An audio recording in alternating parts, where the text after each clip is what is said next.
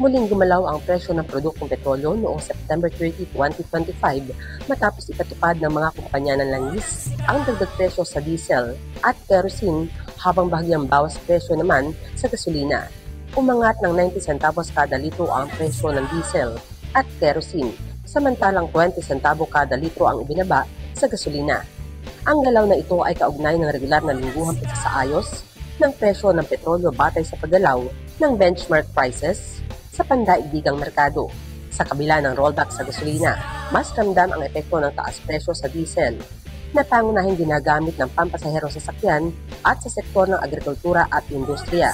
Sa Cabanatuan City, ramdam agad ang epekto ng bagong presyo sa mga pangunahing gasolinahan kagaya ng Petron.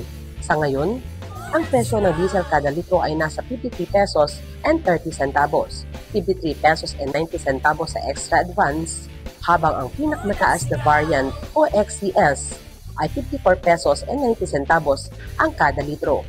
Dito sa ENOC Premium Motor Oils, pumapatak sa 52 pesos and 75 centavos ang kada litro sa Super Diesel, 54 pesos and 40 centavos sa Super Eco 95 Plus, 62 pesos and 70 centavos sa Super Premium 97 Plus, at 53 pesos and 40 centavos sa Super Eco 91 Plus ang kada litro. Samantala sa Fuel Star Gasoline Station, ang presyo kada litro ng diesel Star Max ay nasa 49 pesos and 50 centavos, 51 pesos and 70 centavos sa Premium Tracker, 52 pesos and 20 centavos sa Premium Supreme, at 72 pesos sa kerosene. Bagamat may kaunting ginahawa ang rollback sa gasolina, hindi ito sapat upang maibsan ang pangkalahatang epekto ng pagtaas sa diesel at kerosene, mga produktong direktang ginagamit sa transportasyon, kabuhayan at kabahayan. Sa harap ng patuloy na paggalaw ng presyo ng pandaigdigang merkado, umaasa ang mga consumer na magkakaroon ng mas maayos na balanse sa mga susunod na linggo.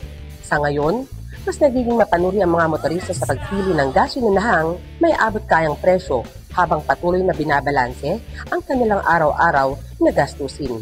Kasama si Jeremy Ramos at Smile Super Trendy 3rd, Elsa Navallo, para sa Balitang Unang Sigaw.